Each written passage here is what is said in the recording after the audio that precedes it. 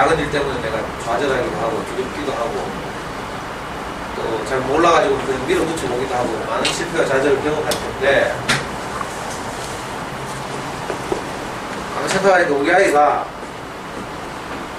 오늘 주제대로 아빠를 늘 용서하면서 이렇게 지내겠다. 오늘 마지막 주제가 이제 10장 챕터 10이 용서하기죠. 용서하기. 책에 보면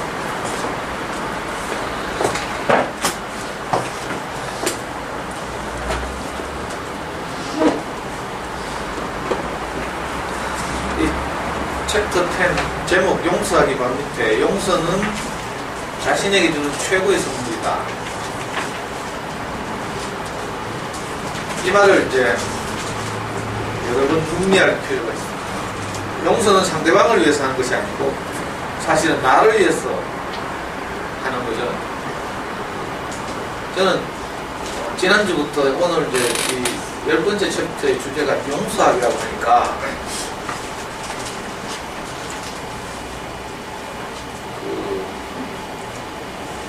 할 말이 많이 생각났어요.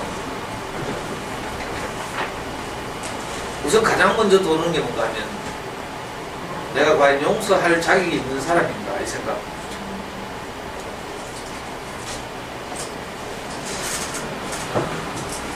우리 성실하게 잘 살아오신 여러분들은 뭐 그런 생각이 잘 안 들 수 있는데 저같이 이런저런 많은 잘못을 범하면서 다른 사람들에게 피해를 끼치고 살아오면 저에게는 제일 이런 주제가 떠오르면 제일 먼저 내가 딱 드는 생각이 내가 누구를 용서할 자격이 있는 사람인가 생각이 듭니다. 그런 면에서 저는 좀 편하죠. 이런 문제가 나오면. 근데 이제 어떻게 보면 잘 산 분들이 내가 최선을 다해 살았고 다른 사람들이 내가 이렇게 호의를 베풀었고 이렇게 열심히 했는데 하는 사람들에게 오히려 이런 문제가 생기죠.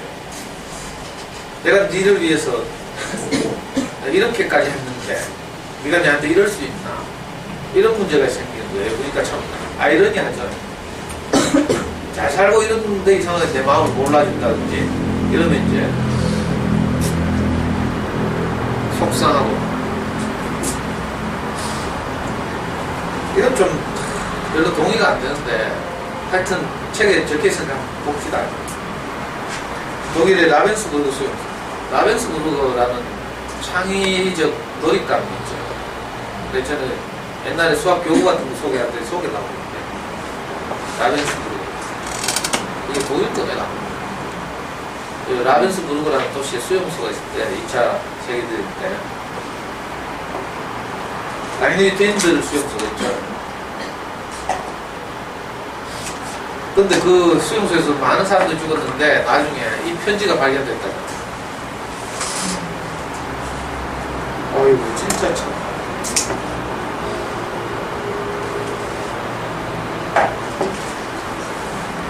한번 읽어봐요. 각자가. 저는 읽으면서 난 도저히 이렇게 살 수 없는 사람이야. 자기를 죽이려고 하는 그 납치를 상대로 이렇게 기도하는 거 진짜 놀랍네.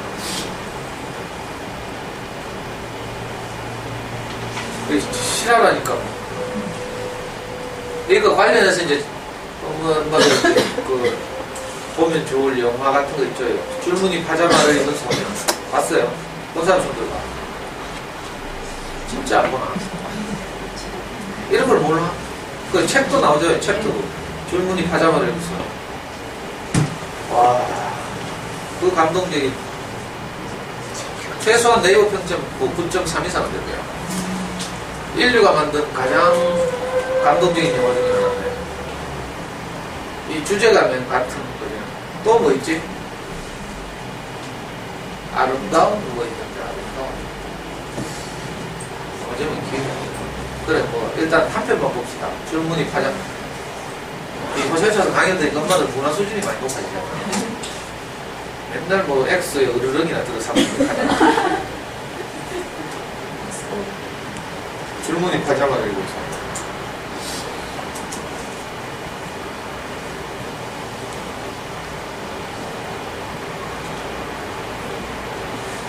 아까 제목에서도 말했지만 용서는 우리가 우리 자신에게 줄 수 있는 최고의 선물이에요.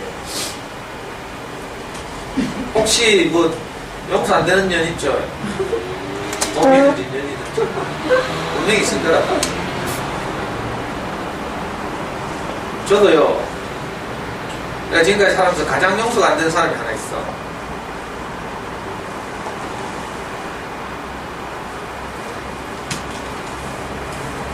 제가 이제 완전히 망해가지고 저 이현동에 있는 월세방으로 이사 갔다는 이야기 했어요.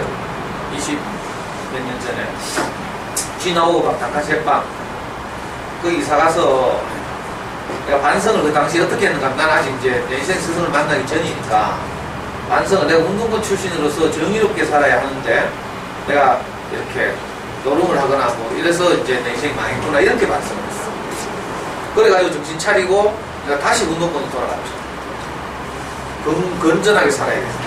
그래가지고 한 게 형님 그 닭한빵 앞에 조그만 홀 있죠. 피아노 교실 같은 거 조그만 거 치콩만 미술하고 같은 거 할 만한 홀.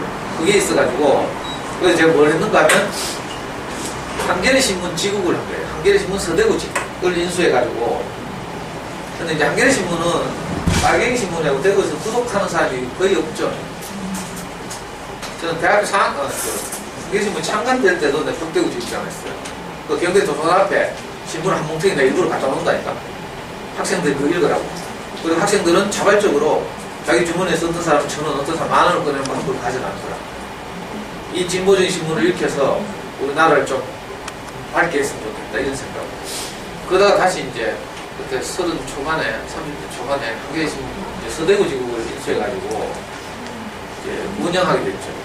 한겨레 신문을 보는 사람이 없기 때문에 본사에서 신문을 보내주면서 신문값은 안 받아. 조선일보는 지대라는 게 있어요. 지대. 그러니까 구독료가 예를 들어서 15,000원이면 그 중에 7,000원은 본사에 지대로 보내야 되는 거죠. 그리고 나머지 7,000원을 가지고 이제 운영하는 이런 방식인데, 한겨레신문은 워낙 대구 경북에서 보존하니까 대구 경북이 가장 보수적인 도시다. 그러니까 지대를 안 받았어. 대구지사에서 협상해가지고. 그래가지고 뭐 이렇게 좀 얼마 동안 운영하다가 제가 이제 위장 취업하러 공장에 들어가게 됐어요. 농공에. 농공공단에 가면 평화산업이라고 있는데 그 이제는 이제 학력을 속이고 위장 취업하게 됐어요. 대구에서 그래도 가장 큰 규모의 중소기업인데 평화 계열사들이 가불 계열사와 함께 평화 계열사들이 굉장히 그 규모가 나름 큰 한 단위 공장당 종업원이 한 500, 600, 700 정도 되는 단사들이라서. 근데 가불과 평화 계열사들이 공통점이 하면 노동조합이 전부 의용인 거라. 회사침 노동조합.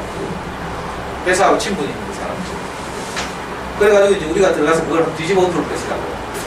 저는 이제 평화 계열사 들어갔죠. 평화산업. 자동차 부속품 중에서 고무 제품을 생산하는 공장이에요. 거기 들어간다고 이제 한겨레신문을 정리하게 됐어. 근데 정리할 때가 되니까 대구지사에서 그동안 지대를 한 번도 안 냈으니까 성의를 표시해서 조금만 내락하는 거야. 얼마 하니까 50만 원 하더라고. 그럼 못 준다. 원래 안 주게 됐잖냐. 이렇게. 그래가지고 지사 쪽에서 그럼 깎아준 게 40만 원. 안 된다. 자존심 싸움을 하기 시작. 그래가지고 마지막에는 자기들이 10만 원만 내락하더라고. 말을 꺼냈으니까 이제 자존심은 있고 안 받을 수는 없고 10만 원만 내래. 나 10만 원도 못 준다. 내가 고집세게 생겼잖아. 그래가지고요, 이 싸움이 나가지고, 그 닭한 그 방, 비참하게 내가 망해가지고 내려가 있는 그 방에, 한겨레신문 대구지사에서 남자들이, 직원들이 4명이 술 잔뜩 취해가지고 쳐들어왔어, 밤 12시에. 그 중에 한 놈이 이제 옛날에 좀 놀았나봐. 그래가지고요, 막 행패를 부리는 거라. 제가 말은 좀 하지만 뭐 싸움을 잘할 수는 없잖아요. 초등학교 때 내가 항상 제일 앞쪽에 앉아있어요. 60명, 70명 있는 학교에서는, 반에서는 보통 3번, 7번, 11번. 내가 주로 했던 번호가 키 순서대로 하는데 3번, 7번, 11번. 그러니까 작고 뭐 싸움을 못 해줘요. 4명이 와가지고 술 마시고 막. 우리 명혁이 아기 때 명혁이 엄마하고 자고 있는데 내일 출근해야 되는데 들어가지고 한 놈이 안방에 막 들어눕고. 그래서 내가 막 몸으로 막으려고 하니까 막 담배불로 제 손목을 막 찌고. 그래가지고 내가 할 수 없어가지고 신고를 했죠, 경찰에. 112. 112에서 와보더니만 개인 간의 뭐 채무 문제네요. 갚보다. 나는 야간 주거 침입이다. 이렇게 말했는데, 만약에 문제가 되면 파출소가 공식적으로 고소해라 하더라고. 그거 갚고요. 그러니까 뭐. 그때 내가 너무 분해가지고,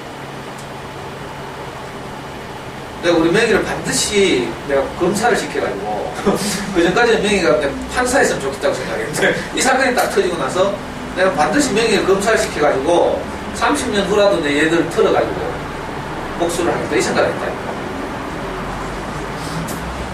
아이고.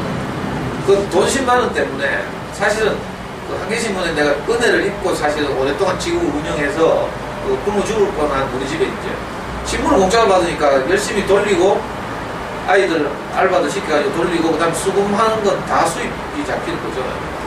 알바 이제, 그 월급 주고 나면 나머지를 가지고 이제 먹고 사는데 좀 도움이 되고 하는데, 그 사실 은혜로 살았죠. 근데 마지막에 이제 자존심, 그 아무것도 아닌 자존심 싸움이다. 10만원 큰 부담은 아니었는데, 줬으면 깨끗하게 끝나고 이랬을 텐데, 거기서 내가 자존심을 세우려고 하다가, 그만 이런 개망신을 당하고, 그리고 내가 너무 억울하고 이래가지고 오랫동안 이게, 이 사건이 잊혀지지 않더라고요. 물론 지금은 이제, 그 후로 이제 내가 제 스승을 만나서 이제 알게 된 거죠. 세상 사람들이 가지려고 하는 것을 내가 함께 가지려고 하면 어떻게 돼요? 싸움이에요. 한마디로 이걸 꼭 기억할 필요가 있어요. 내가 가지려고 하는 것을 다른 사람도 가지려고 하면 싸움이에요. 그러니까 모든 사람들이 가지려고 하는 것이 내 인생의 목표가 되지 않으면 내가 싸울 필요가 없는 거죠. 자, 자존심. 이건 모든 사람들이 세우려고 하는 거죠. 자존심을 지키려고 해요. 근데 내가 딱 우리 목사님 만나보니까 자존심을 세울 필요가 없는 거야. 그냥 상대방이 하자는 대로 하면 되는 거예요. 참 이상하더라. 근데 놀라운 일이 있어요. 싸우지 않고. 우리 목사님도 물론 자기 인생에 큰 실패가 있었죠. 젊은 목사일 때 어떤 그 자기가 속한 그 교단의 창시자들, 그 원로 목사님들하고 분쟁이 일어났어요. 우리 목사님 진짜 그 교단에서 총망받는 그런 청년이었는데, 신학교 졸업하자마자 그 신학교에 강사도 하고, 신학교 2학년 때 어떤 교회를 하나 받아가지고 교회를 목회를 한다고 이랬어요. 그만큼 총회를 받았는데, 신학교 강사를 하면서 어떤 일이 벌어졌냐면, 전에 한 말씀드렸죠. 어떤 그 수강생이, 신학생이 물었어, 우리 목사님한테. 혼전 순결에 대해서 이제 물었어요. 속도 위반을 했습니다. 어떻게 해야 됩니까? 이렇게 물었다니까. 그랬더니 목사님이, 우리 목사님 관점이 뭔가 사람을 살려야 하니까, 너는 혼전 순결을 하고 범죄를 했으니까 지옥 가야 된다. 이렇게 말하면 안 되잖아요. 그러니까 이 당사자들 살리려고, 우야겠노 뭐 이런 식으로. 그래도 살아야지. 이렇게 대답한 거예요. 근데 이게 교리에 위반되는 거라. 이게 악의적으로 교단 수뇌부에 고발이 됐어요. 그래서 우리 목사님이 이제 징계위원회에 불려갔죠. 징계위원회에서 이제 스승들, 원로 목사들이 우리 목사님을 추궁했잖아요. 그때 이 원로 목사님들은 우리 목사님 워낙 아끼니까 제가 잘못했습니다 이렇게 하면 돼. 큰 문제가 아니었어요. 근데 우리 목사님 거기서 젊으니까 자존심을 땄어요. 제가 뭘 잘못했는데요? 이렇게 된 거예요. 그러니까 스승 목사님들이 괘씸하잖아요. 이래가지고 계속 추궁하다가 이제 그 정식 교회 재판까지 간 거예요. 사법 재판이 아니고 교회 재판. 그래가지고 4년 동안 서로가 그 스승 쪽에서는 우리 목사님을 제명하려고 일이 커져가지고 우리 목사님은 살아남으려고 그렇게 막 투표까지 가서 한 표 차이로 우리 목사님 이겼다. 근데 한 표 차이로 이기면 뭐예요? 그 교단을 만든 분들의 이제 눈밖에 나. 그래가 결국 쫓겨나게 됐어요. 그것도 그 교단에서 사람들 동원해가 우리 목사님 강제로 쫓아냈죠. 이 교훈이 이제 우리 목사님한테 있어요. 30대 초반에. 그리고 나서 깨달은 것이 싸우는 곳에는 하나님이 계시지 않다. 싸우는 곳에는 화평이 없구나. 화평이, 평화가 없으면 행복이 없구나. 그때 그 우리 목사님 큰 교훈을 얻고 그 무렵에 그 직후에 우리 목사님 아들을 낳았어요. 그 아들의 이름을 화평이라고 지었죠. 그 아들 이름이 지금 이화평이에요. 지금 어디서 의사하고 있대. 왜 화평이라고 지었는가? 이 사건 때문에. 그다음에 크게 교훈을 깨달은 게 있어요. 그러니까 이후로 목사님은 이제 사소한 일에 자존심을 내세우지 않는 사람이 됐는데 이게 너무 큰 교훈이 되거든요. 그 우리 앞에서 늘 그런 이야기를 하고 있어요. 그래서 제가 이제 배웠죠. 아, 남들과 똑같은 것을 내가 가지려고 하면 안 돼요. 그러면 분명히 싸워요. 예를 들면 동서가 돈을 중요하게 생각하죠. 제사 때 얼마씩 내냐 뭐 이런 거, 시어머니 칠순 때 얼마씩 내냐 이런 거. 상대방이 중요한 걸 가지고 나도 중요하게 생각해버리면 어떻게 돼? 너거는 형편이 좋은데 5만원 더 내야지. 이게 뭐 꼴랑 5만원 별거 아닌데 이상하게 이거 가지고 미묘해집니다.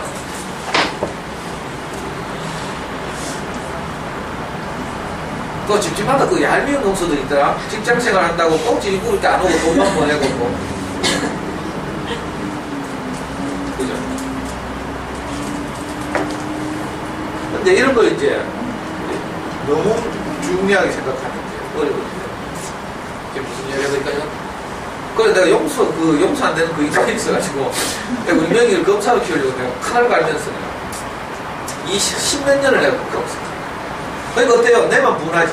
그 생각을 하면 막 속에서 막 우울 끓고 내가 무슨 힘만 있으면 당장 무슨 자객을 보내가지고 어젯밤에도 내가 그 깜첼이라는 영화를 봤는데 다운받아 봤어. 담근다 하죠. 조폭용을 담근다 해. 담거 목 타겟을 이제 그 젊은 애를 보내가지고, 왜냐하면 중견 간부들이 하면 이거 감옥 가야 되니까 젊은 애들 20대 초반 애들 시킨다고요. 그래서 걔들로 하여금 담그게 하고 얘들은 이제 옷을 대신해서 감옥 가는 거죠. 감옥 갔다 오면 이제 그 승승장구하는 이런 조폭 느와르 영화의 그 코미디죠. 진짜 내가 담그고 싶다니까. 근데 그게 됩니까? 근데 나중에 우리 목사님 하실 말씀이 가장 좋은 것은 내가 원수를 만들지 않는 것입니다. 근데 원수를 만들지 않으려면 어떻게 해요? 내가 상대방이 원하는 것을 내가 같이 원하면 안 되는 거라. 이게 진짜 지혜인데요.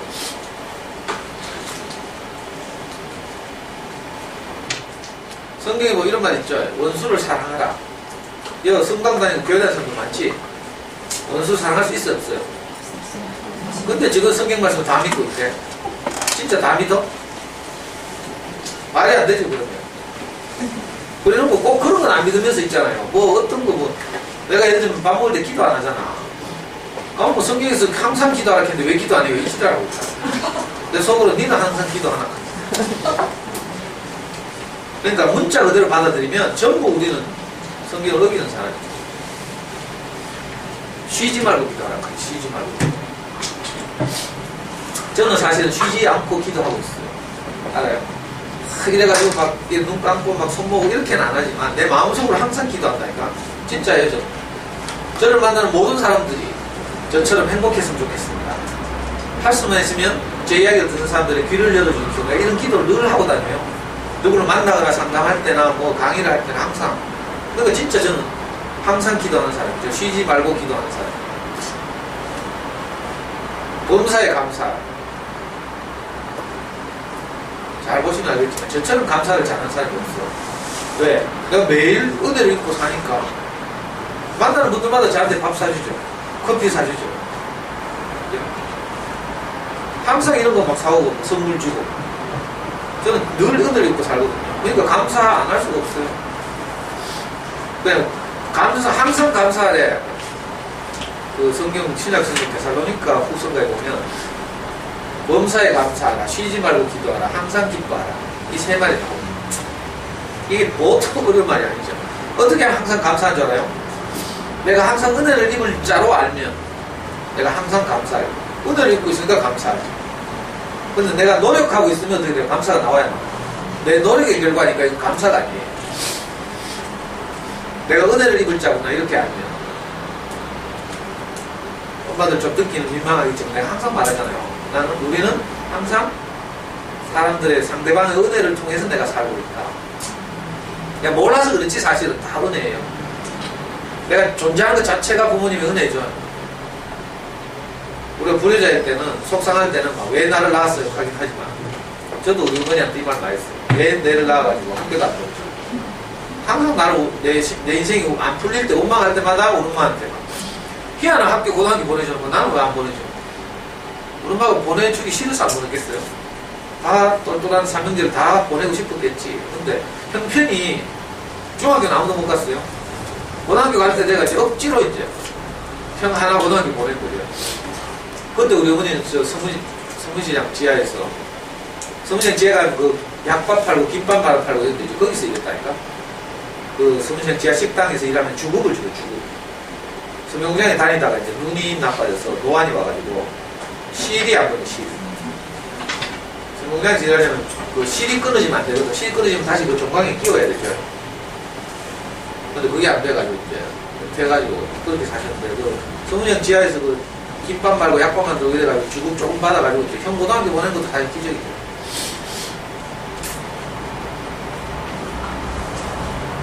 그래. 하여튼 다시 돌아가서 내가 원수를 사랑하는 건 불가능하지만 원수를 만들지 않는 건 가능해. 원수를 만들지 않으면 돼. 예수님이 원수를 사랑하라 했겠어. 어떻게 사랑해요? 불가능해요, 그거. 왜 그 말 하겠어요? 나는 원수를 사랑할 수 있지만 너희들은 할 수 없다. 너희들과 나는 생명이 다르다. 그러니까 내 생명을 너희가 받아야 된다. 이걸 말하기 위해서 유명한 말들 하죠. 원수를 사랑. 아니, 좋은 사람도 사랑을 못하는데 우리 원수를 사랑. 그래? 내하고 같이 살아주는 우리 남편도 사랑하기 어려운데 남편 사랑하기 얼마나 힘든 줄 알아요? 원수가 멀리 있지 않고 내가 가까이 있잖아. 여러분 살아봐서 다 알 거라. 진짜 내 말 안 들어주면 원수같이 느껴지죠. 왜 원수가 되는가? 내게 어떤 기준이 있죠. 내게 요구가 있어요. 특히 사랑하는 사람들, 소중한 사람들한테는 기대가 있어요. 기대. 이 기대에 못 미치면 어떻게 돼요? 원수가 돼요. 남한테는 기대를 안 하니까 원수 안 돼요. 약속 안 지키고 뭐 이러면 뭐 안 만나보면 되고, 그죠? 막 말 함부로 하고 이러면 뭐 인연 끊어보면 되고, 정한선 이사가 보면 되고, 그렇죠? 엄마도 보니까 정말 절친으로 지내다가도 뭐 그쪽 이사가 부더라면 매정하게. 근데 제가 친한데 친구래. 그러면 이사 가고도 계속 만나야 되죠. 처음에는 이사 가가지고 이제 동네 가끔 놀러 온다. 시간이 좀 흘러봐요. 새 동네에서 친구 사귀고 그러잖아. 그러면 옛 동네 안 나와 이제. 여기 엄마들 해문하다 해문하. 해보니까 계속 만나네. 처음엔 대부분 저끼리 몰라놓고 있잖아. 전부 내 강에 들어와가지고 막 얼굴 트고 막 알고 이래놓고는 저끼리 굉장히 친한 척하고 막 내보다 더 친하고 막.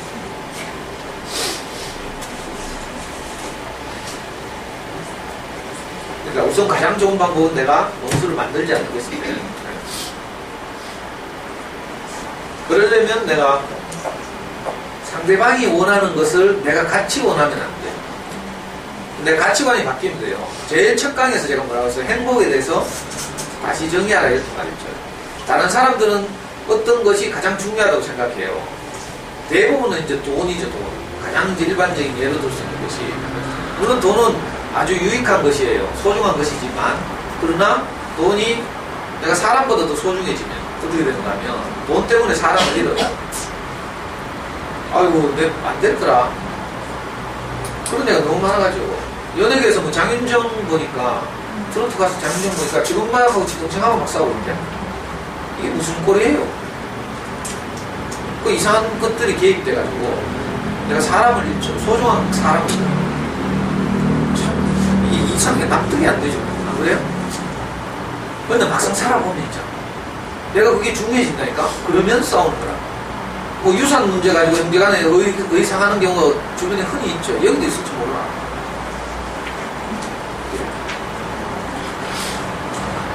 그러니까 똑같이 중요하게 생각하는 것이 같으면 싸우는 거야. 왜? 이 경제학적으로 말하면 재화는 한정돼 있고 자원은 한정돼 있고, 그죠? 이걸 가져가는 사람이 여럿이잖아요.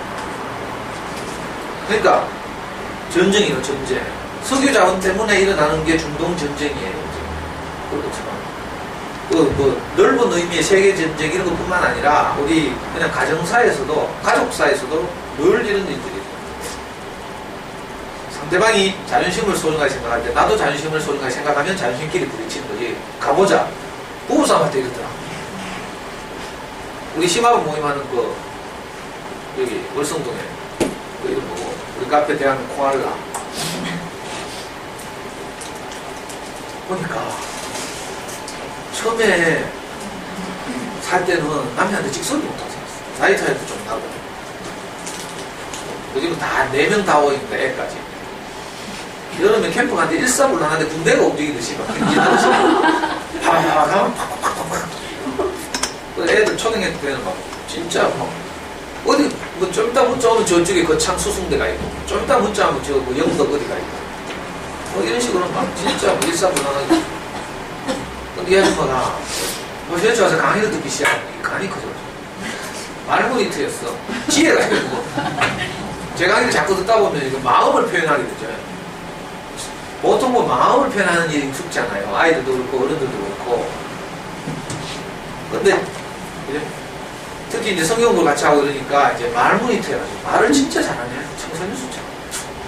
그전에는 속으로 남편 무시하고 남편이 뭐 성기에 급하니까 이렇게 살았어. 근데 나중에 보니까 말이 이제 말을 잘하게 돼가지고 맨날 욕 남편이 말을 하면 딸락하니까 남편이 니는 그 대구교회 가더니 네가 말만 들으면 그거 가지 마라. 제가 한번 남편을 불려갔잖아. 그래서 딱 불려갔어요. 그때 지금 웨딩 뷔페 사진만 할 때는 불려가. 남편이 이제 말을 잘 표현을 빨리 못해요. 그래서 이제 경험이 작고 이러니까 마음은 이제 말을 표현 못해요. 그러니까 속상하고 답답하니까 막 신문에다가 이제 테이블에 신문이 앉아있었어. 형식적으로 마주 앉았지만 마음속으로 내가 무릎 꿇고 있었죠. 무릎 꿇어 소리는 안 해가지고 그냥 마주 꿇고 앉아있었지만. 그래서 제가 강의를 잘못해서 그렇습니다. 강의를 워낙 좋아하고 이래가지고 이제 말문이 트여가지고 너무 좋아 보여서 우리 교회도 함께 나오고 막 이러니까 근데 제가 다 잘못했습니다. 제가 강의를 잘했어야 되는데 내가 이런저런 사과를 했어요. 그랬더니 이분이 너무 속상해가지고 볼펜으로 신문을 막 찍으면서 말을 빨리 못하니까 민관이 오빠가 앞으로 절대로 우리 와이프 만나지 마세요. 그리고 그 교회 사람들 누구도 우리 와이프한테 접근 못하게 하세요. 그런데 됐어요. 물론 그 후에 이제 사이가 더 좋아졌지만 문제는 어디 생긴지 알아요? 이 민관이 엄마가 자기 자존심을 내세워요. 남편은. 그 전에 참다가 이제 처음에 이게 명현 반응인데 처음 강의를 듣다 보면요 이제 전에 참고 눌려 살던 엄마들이 힘이 생겨 빽이 생긴다 하대. 뭐 든든한 지형군이 생긴 것 같으니까 이제 용기가 생겨가지고 이제 주눅 들을 수 있지 않고 말대꾸 하고 등기는 거지 이제 과도기 적 한약 잘 먹으면 명현 반응하는 거 있죠 처음에. 그런 거 비슷해요. 근데 나중에 회복돼가지고 민관이 아빠가 우리를 얼마나 좋아하는지 내가 같이 축구도 하고 옛날에 호시오지 그 사람들 많이 올 때는 그 겨울 방학 때 1월달에 경주 가고 우리 캠프 했잖아. 겨울 캠프 경주 하나콘도 빌려가지고 그때 2번 했는데 한 해는 하나콘도 방을 13개인가 빌렸어. 콘도 13개를 빌리면 콘도 하나에 방이 2개 거실 하나 있는데 13개를 몇 명은 하여튼 꼬마들 애들까지 다 해가지고 한 100몇십 명 그때 재밌어. 요즘은 시원하게도 안 할 것 같아서 내가 아예 시작을 그래가지고 이제 좋은 사람 불러서 강의도 듣고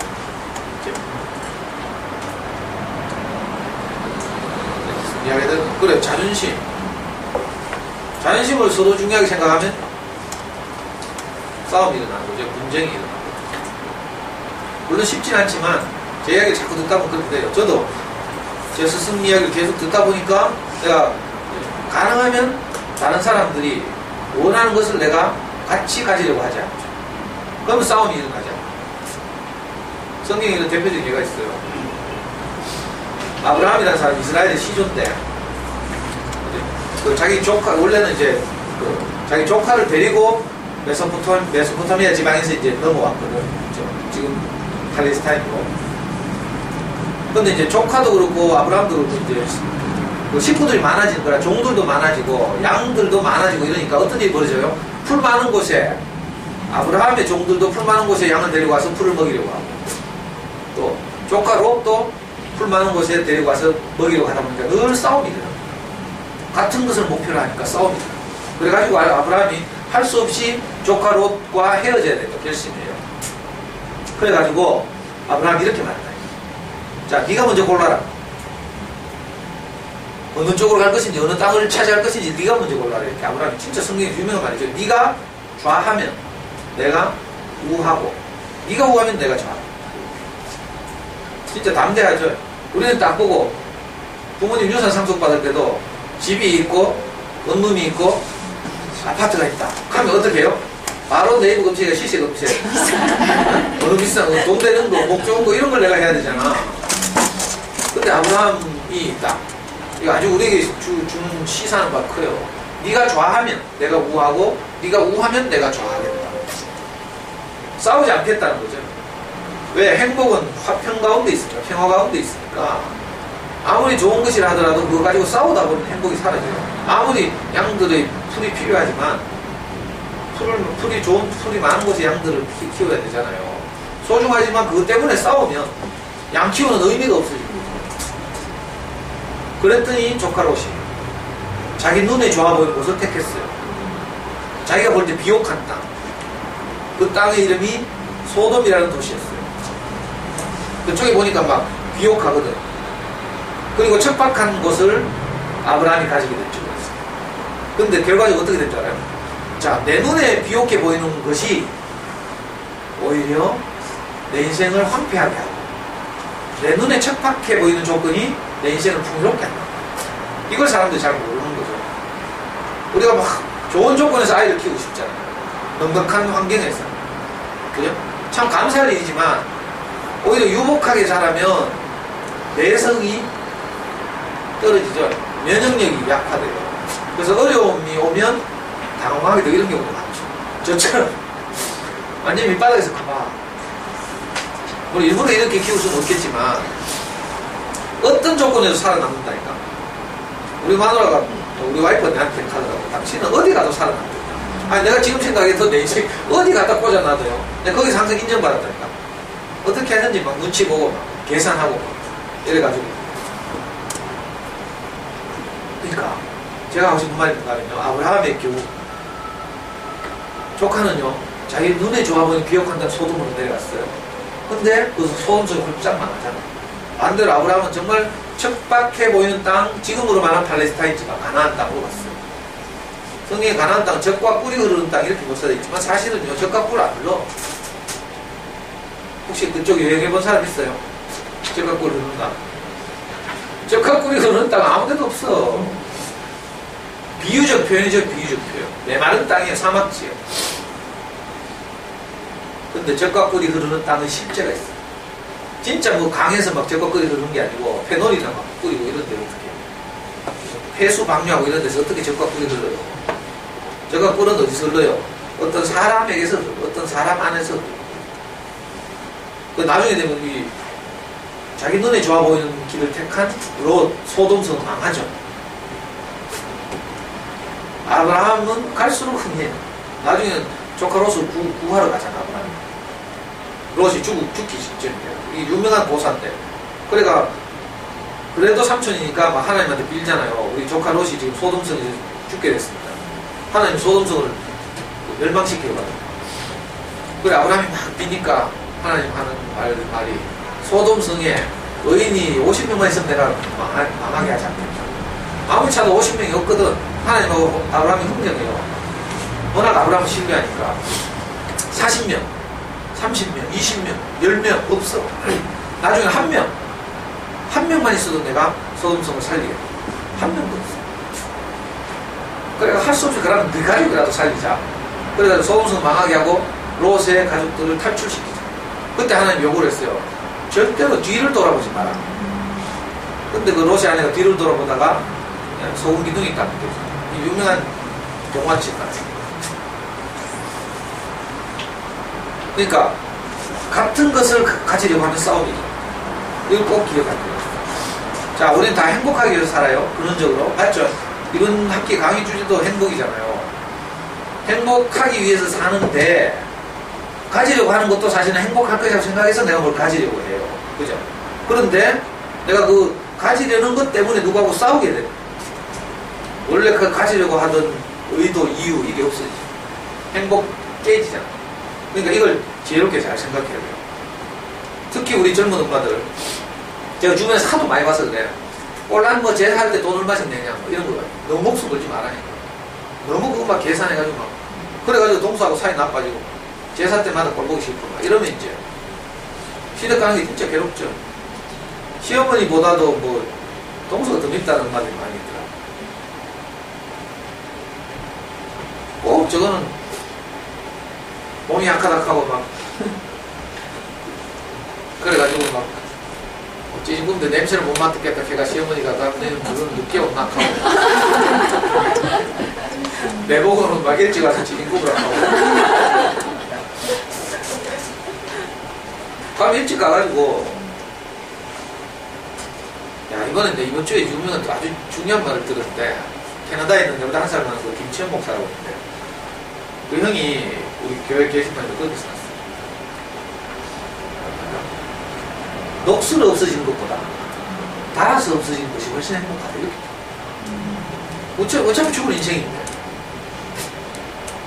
어차피 쓰여지는 게 인생이에요. 어디엔가 아닌 것 같죠? 나를 뭐 잘 보존하도 거기 있으면 뭐 좋을 줄 알지 그렇잖아요.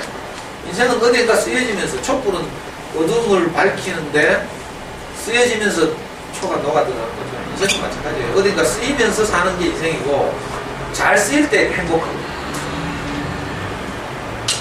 첫 강의에서 제가 그 말 했는데 그리스 철학자들이 행복을 뭐라고 정했는가 하면 가장 좋은 상태 이걸 행복이라고 했죠. 가장 좋은 상태. 언제 가장 좋을까?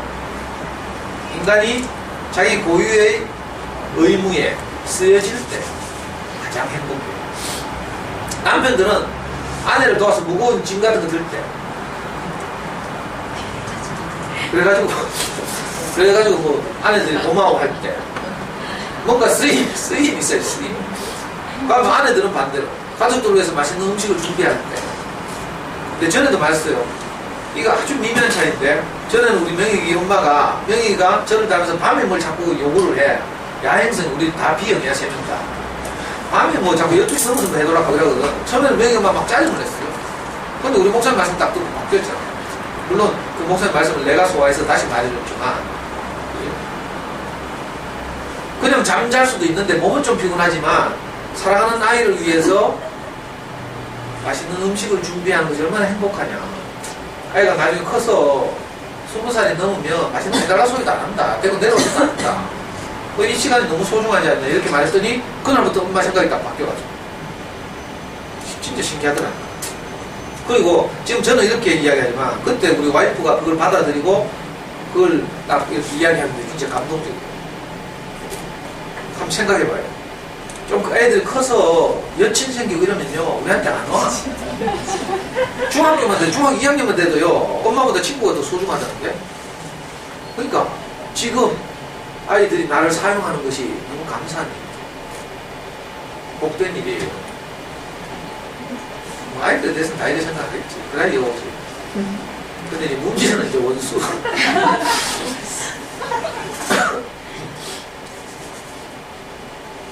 남편들이 내가 너무 안 맞잖아요. 만나보니까 다 그렇다. 벌써 한숨 쉬네. 아니, 남편이 내하고 딱 맞아 사는 분들 보면요 정말 그 천연기념물 같아.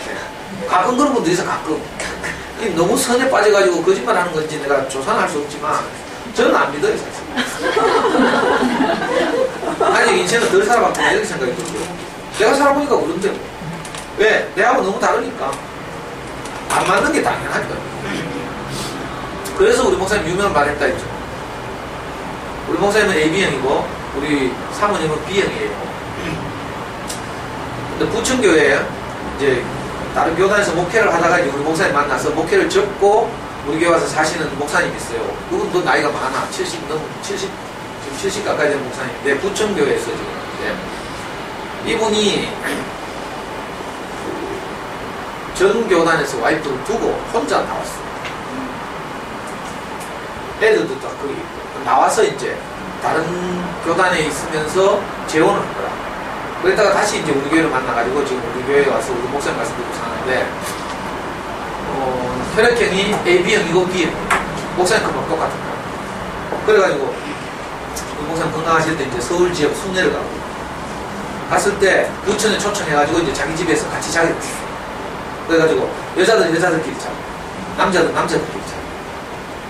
그 누워가지고 두른두른 교제하잖아요. 원래 친구 놀러오고 이러면 불 끄고 교제하다가 이분이 우리 목사님한테 물었어요. 너무 안 맞아요. B형이 이해가 안 돼요. AB형은요 진짜 우유부단하죠. A형 갔다가 B형 갔다가 뭐 결정 하나 하면 결정을 못해.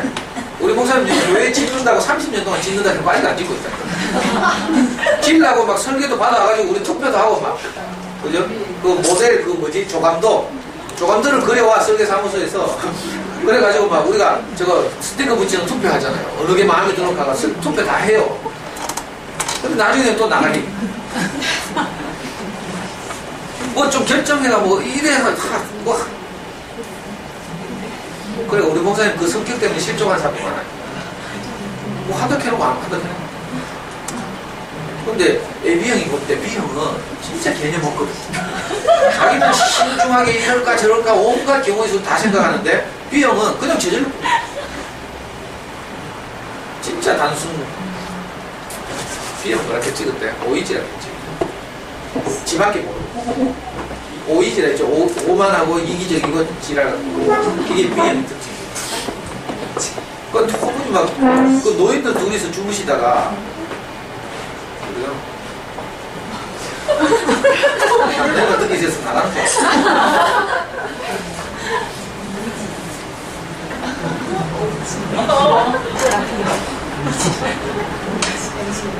그 자다가 이 두 노인이 한 노인이 이제 목사님한테 질문을 한 거야. 너무 이해가 안 돼요. 미치겠어요. 하니까 목사님 자다 벌떡 일어나가지고 불떡 켜고 진지하게 앉아가지고 이렇게 말했다 했죠. 나도 그렇다. 우리 목사님 항상 사람을 살리는 거 보면 나도 그렇다. 나는 이렇게 사니까 네가 내 따라 살아 이게 아니고 나도 살아보니까 그렇다. 그런데 이렇게 자꾸 부부싸움하고 하다 보니까 내가 하나 이제 깨달은 게 있는데, 상대방은 특히 아내는 이해하려고 하면 안 되더라. 이해하려고 하면 도무지 이해가 안 되더라. B형 개념 없이 일 저지르고 수습 안 돼가지고 남 부르고 막. B형은 항상 먼저 일을 해요. 진취적으로. 근데 뒷감당을 못 해가지고 남 부르잖아. 도움을 쳐. 일 벌써 놓고 막 집안 정리한다 옷 다 끓여놓고는 그대로 다 쌓아놓고 나중에 피곤하다. 아이씨 이상한다고 했잖아. 이상한다고 내가 한 달 전부터 계획을 세워가지고요. 내가 했죠. 인터넷에서 내 이사 체크리스트 다운받아가지고 항공마다 체크해가지고 짐 좀 버리라고. 우리 자기가 담당하고 있는 구역이 있잖아. 주방, 거실, 안방. 주방에 가보면 졸도 한다니까.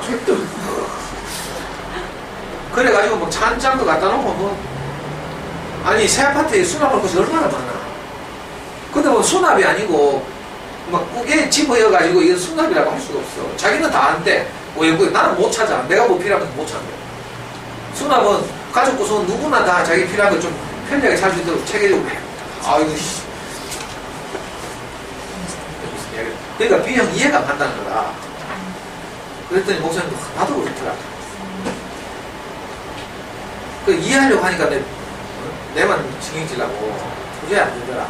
그래서 내가 하나 알게 된 것이 있는데 그게 뭔가 하면 상대방을 이해하는 것이 아니라 인정하는 것이다.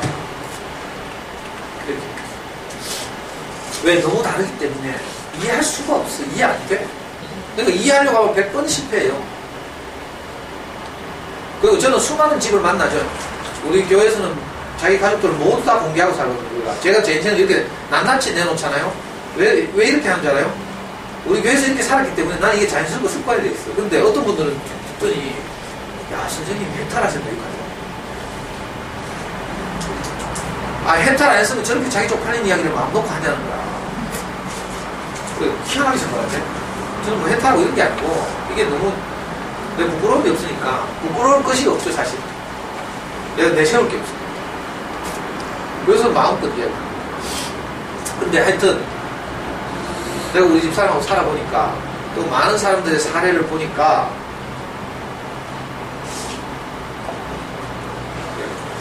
아무리 이해를 하려고 해도 이해 안 돼, 상대가. 들어봐도 그렇죠? 또 살아봐도 그래. 내가, 그래서 이제 대표적으로, 저하고 우리 집사람과 살면서 일어난 이야기를 자꾸 하는 거예요. 나는 우리 집사람이 침대에 누워가지고 자다가, 갑자기 뭐, 기관단 청소한 거잖아. 나 이거 이해가 안 돼. 나는 어떤 상황에서도 방귀가 나오면 저는 힘 조절해가지고, 소리 안 나게 해. 조금씩 분산. 근데 우리 와이프는 뭐 두두두두두 자다 지진다. 이게 하루 이틀도 아니고 매일. 근데 나중에 보니까 우리 목사님이 방귀는 그래 내처럼 끼면 안 된대요. 나 건강이 나쁘다네. 그래서 우리 목사님은요, 여러 사람들 상담하다가도 갑자기 엉덩이 한쪽 들어가지고 보무. 그게 건강이 좋다네. 나는 막 체면 생각하고 있잖아요. 이래가지고 막, 이해가 안 되잖아. 내하고 너무 달라도 너무 다르죠. 이게 뭐 한두가 아니라. 근데 취약자는 이야기는 뭐 이미 다르다고 했죠. 취약자는 뿐만이 아니에요. 모든 게 다르고. 같은 비형인데도. 그래서 저보고는 훈련된 비형이라고 해요. 주변 사람들이. 미라, 영희 엄마가 하도 내 성격 이상해가지고 비형이라고 하면서 하는 거 보니까 A형 같거든. 우리 집은 다 A형이라. 엄마, 형, 동생 다 A형이에요. 내만. 그리고 하루는 영희 엄마가 내를 체포해가지고 우리 교회 간호사를 하나 딱 데리고 피를 강제로 뽑았다니까. 그래서 검사 다시 안 해. 해보니까 비형이 되지.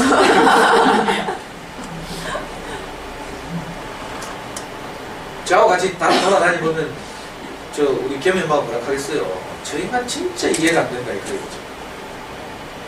안 그렇겠어요? 네. 진짜 이해가 안 될 거라. 내가 사는 거 이야기 많이 들어봤죠? 이해가 안 될 거라. 그러니까 이해하려고 하면 안 돼요. 뭐라고? 어쩔 수 없어서 저렇게 살아요. 상대방에 대해서 그렇게 생각해야 돼요. 뭐 고상하게 우리가 어떤 분이 이렇게 말했어요. 십자가 돌로 쳐 죽임을 당하면서 스데반이라는 예수를 좋아하던 어떤 집사가 있어. 사도행전에 나오는 사람인데 인물인데 그때 로마에 핍박을 받고 있을 때죠. 이 사람이 그 상대방 이제 기독교를 탄압하는 사람들에 의해서 돌로 이제 죽임을 당하는 거예요. 그래서 막 사람들 군중들이 돌로 던져서 스데반이 죽어요. 돌에 맞아 죽으면서도 이 스데반이라는 사람의 얼굴에 해가 치긴 한데 그러면서 뭐라고 말했어요? 저들의 죄를 저들에게 돌리지 마옵소서. 저들이 몰라서 그랬어요. 어휴, 이야기 우리야. 아까 그 같이 수용소에서 나온 편지가 그런 그림이잖아. 저 사람들이 몰라서 그렇습니다. 그러니까 저들을 용서해달라고 이렇게 기도하더라고. 그건 너무하고 우리는 뭐 그렇게까지 하면 안 되지. 인간 말이지. 근데 이 정도는 할 수 있어요. 어쩔 수 없어 저렇게 살아. 저를 보면서 항상 혹시 주변에 정말 이해 안 되는 인간이 있거든. 저를 보고 있어. 야, 우리 강사님 보니까 진짜 골 때리더라. 근데 뭐라고요? 어쩔 수 없어서 그렇게 살아. 이 말이 저를 구원했다니까? 내가 일부러 그렇게 살고 싶었던 게 아닌 걸 맹세코 내 말할 수 있어요. 내대로는 최선을 다했다니까? 그러니까 제 살아온 이야기를 들어보면 어떤 관점에서 보면요, 입지전적이에요. 만약에 내가 대학 가서 운동 안 하고 고시를 했으면 내가 노무현처럼 될지는 몰라. 중학교, 고등학교 안 나오고, 뭐 노무현 그래도 부산 산 거란다. 중고등학교 안 나오고 독대 가가지고 고시 공부해가 혹시 변호사로 돼봐요. 잘하면 정치권에 가가지고 이 커리어를 가지고 뭐 성공할 수도 있다. 근데 나들은 열심히 살았는데 우리 형수의 관점을 보니까 저는 게을러 틀렸는 거야. 나는요, 엄마를 너무 오래 떠들어서 내 이번 일요일 나가서 이제 내 인생 스토리를 젊은 청년들한테 이야기한다 했죠. 카페 508에서. 혹시 동생이나 이런 젊은 청년들이 있으면 보내. 앞산 카페 거리 카페 508. 알아요? 그거 보고, 커피, Tuesday morning. 맞은편에 보면 이 길 있잖아. 앞산 순환도로 평행에 있는 그 길. 그 길가에 들어가자마자 왼쪽에 보면 카페 508 있다. 대면 부동 508번지. 카페 508 2층에서 일요일 5시, 매월 첫째 일요일 5시 반. 사람들을 초청해가지고 젊은 사람들의 멘토들을 초청해가지고 인생 이야기를 듣는 거예요. 그리고 질문과 대답을 하고 길을 찾는데 도움을 드리는 건데, 이번 일요일날 제가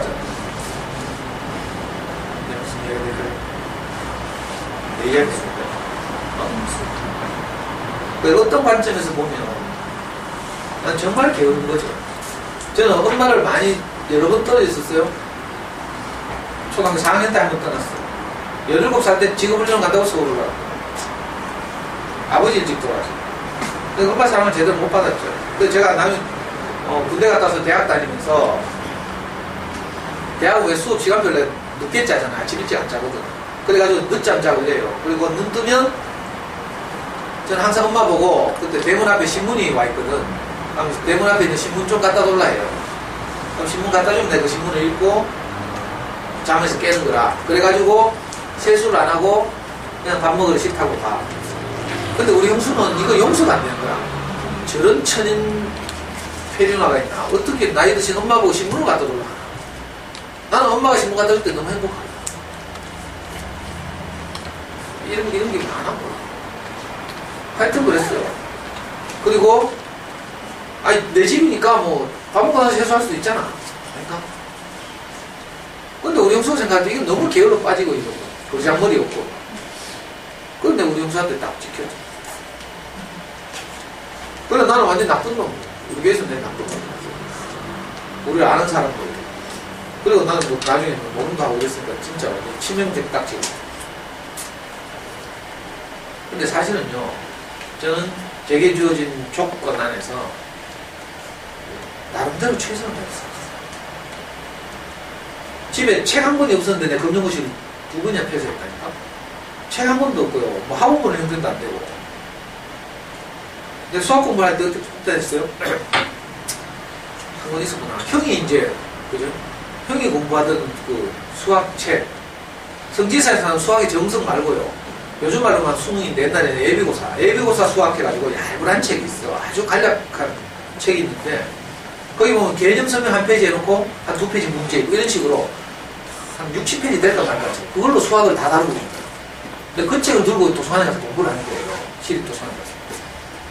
근데 아무도 설명해주는 사람도 없고요. 기초도 없고 아이고 내가 얼마나 절망적이겠죠.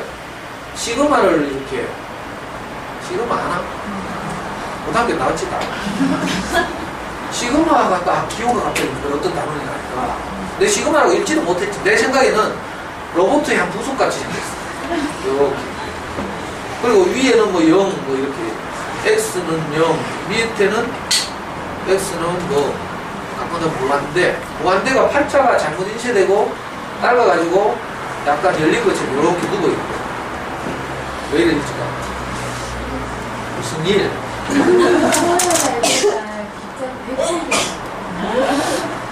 어떻게 가 있대?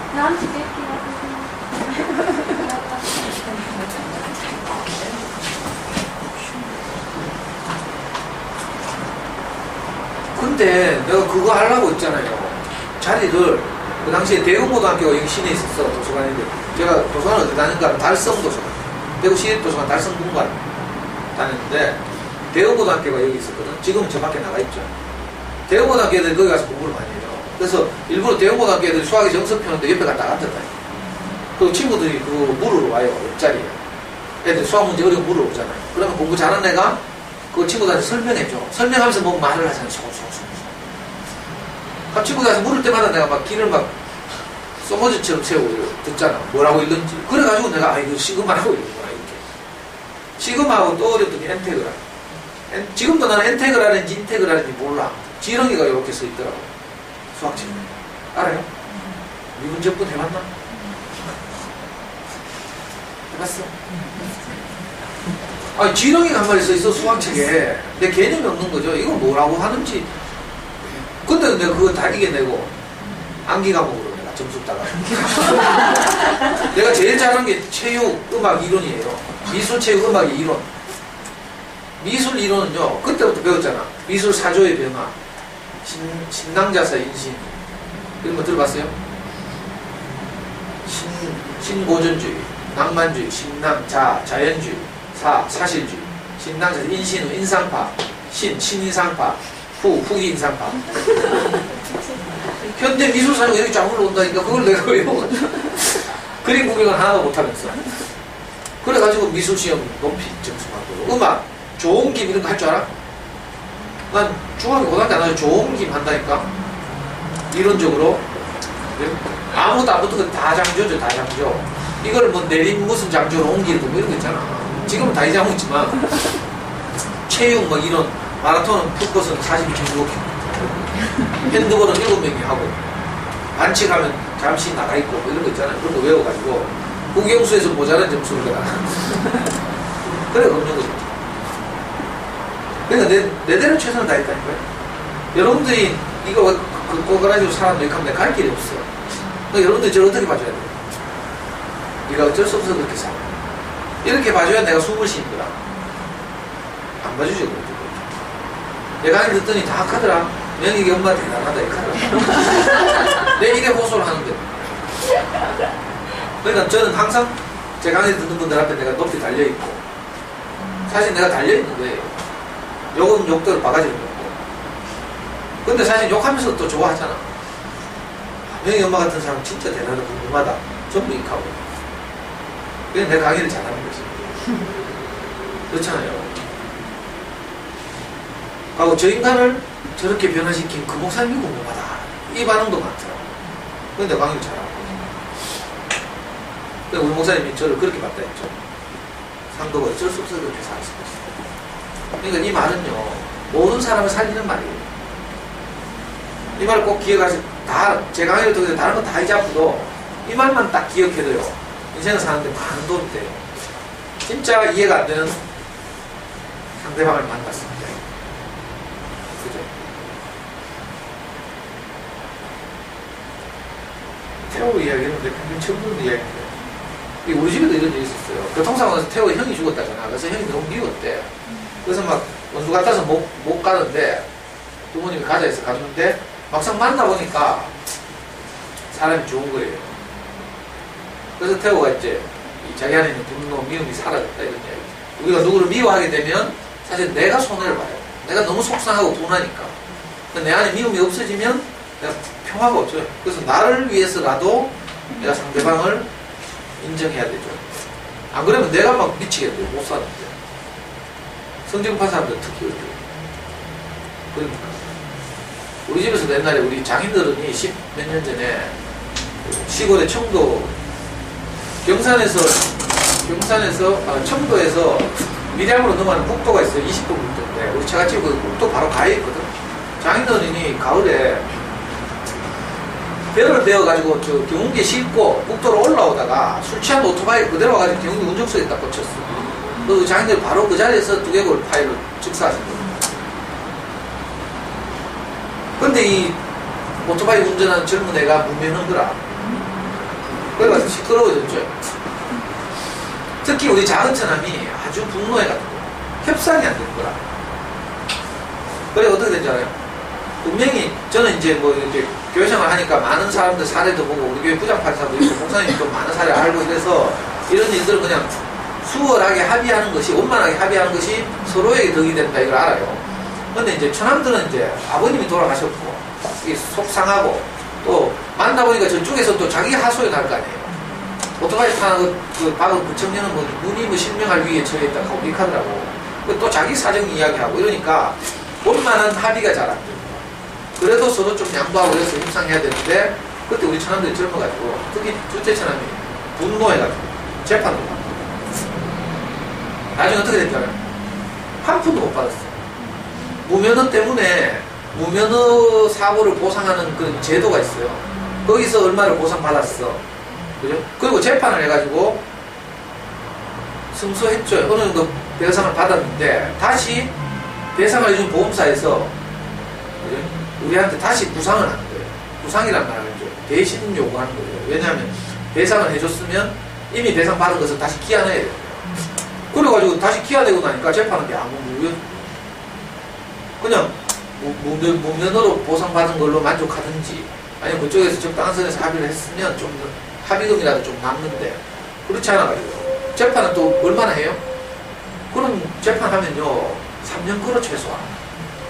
아주 간단한 재판인데도 3년 이상 끌어요. 늘 왔다 갔다 해야 되죠. 변호사 사야 되죠. 또 법정에 가야 돼요. 이러다 보면요 일 못해, 불안해. 저쪽에서도 내가 청구하잖아요. 우리가 이제 변호사 사서 얼마 손해배상액 얼마를 청구해요. 그리고 상대방을 압박하기 위해서 상대방의 재산에 가압류를 하거든. 그럼 상대방은 어떻게 해요? 방어하기 위해서 반소를 제기하는 거야. 같은 사건을 두고 자기 쪽 입장에서 또 손해배상을 청구하는 거죠. 그리고 또 이쪽에 또 가압류를 해. 그러니까 가압류하라 하면 뭐 들어요? 인지대들 인지대. 인지대만 해도 엄청 들거든. 이걸 왔다리 갔다리 하면요 서로 피곤하고 늘 또 재판 잘 모르잖아. 나는 그래도 법대 출신, 명식이 법대 출신. 맨날 데모만 했지만 그래도 내가 법대 출신. 그래서 좀 알잖아요. 근데 우리 사람들은 거기에 대해서 문이 아니라 그러니까 한 명 질까봐 불안한 거지. 신경 쓰고 소장 나오면 소장 읽을 줄 모르는데 일반인들이 소장 읽으면 알겠어요? 몰라. 소장 뒤에 막 졸거든. 엄마는 등기부 등본 띠도 뭐 표제부 뭐 을구 갑국기 사면 무슨 말인가 싶어가지고 막 등기부 등본 그 몇 페이지 안 되는 것도 그런데 소송해가지고 소장하고 날라오고 소장 부분 날라오고 책과 책이거든 책. 모르는 거죠. 이걸 통해서 이제 교훈을 얻는 거죠. 우리 사람들은 이런 재판을 한번 해보고 이제 깨달은 거야. 야 이거 다시는 해서는 안 되는 것이 있어. 가능하면 원만하게 합의해야 되지. 감정을 앞세우고 자존심을 내세우고 이렇게 하면 내만 분노가 있죠. 그러니까 뭐 이빨 갈면서 재판했잖아. 그리고 나서 나중에 교훈을 얻는 어떻게 하면 용서를 쉽게 하는 거야. 내가 받은 용서의 경험을 떠올려. 사실은요, 저는 이게 쉬운데, 엄마들 잘 살아가기 어려울 거야. 저같이 이렇게 못 산 사람들은 늘 용서를 받으며 살았죠. 특별히 저는 우리 목사님을 통해서 그 사건이 내가 용서받은 사건이에요. 그리고 목사님이 나를 용서했는데, 받아들였는데, 다른 온 교회 사람들이 사실은 같은 마음을 저를 받은 거예요. 안 그랬으면 저같이 인간 안 될 사람하고 함께 살았겠어요. 저는 친구도 없고 지금도 난 친구가 없어요. 우리 와이프 어제도 누구 만나가지고 영화 보고 평일에 왜 영화를 봐?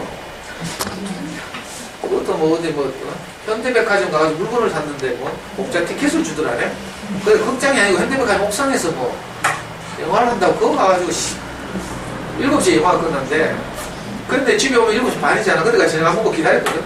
배가 고파. 내가 배고프면 난 못 참아 성격이 있어서. 그래서 잠을 청했어. 자고 있는데 8시가 내가 돌아가지고 바로 밥 차렸는데 밥 차리 줄까 하면서 자는 방에 들어가지고 막